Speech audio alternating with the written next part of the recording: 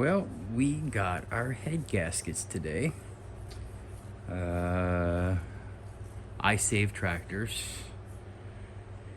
And we're getting ready to pull all the stuff out. Fellas, see what we got here. Not too awful bad.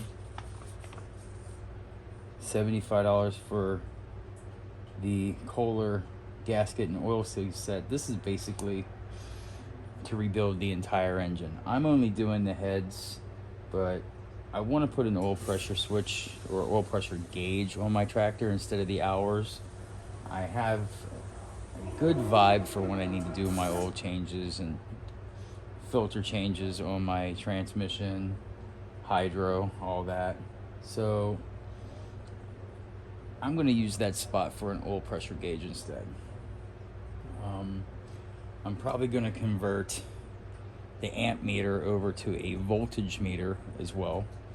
But anyhow, I went ahead and got the rebuild kit because in order to get to the oil pressure gauge, you have to take the intake manifold off. There's a little petcock, which I'll show in a little bit when I go to do the oil pressure. I might make a different video out of that, even though I'm probably going to wind doing all this at the same time.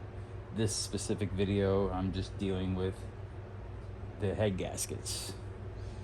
So I Save Tractors.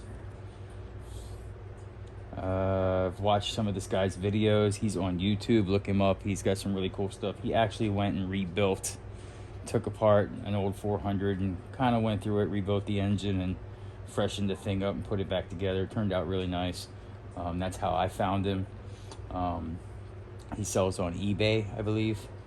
They give you a card with the receipt. Pretty cool little sticker. So there's a plug for you guys, man. I appreciate it. I Save Tractors.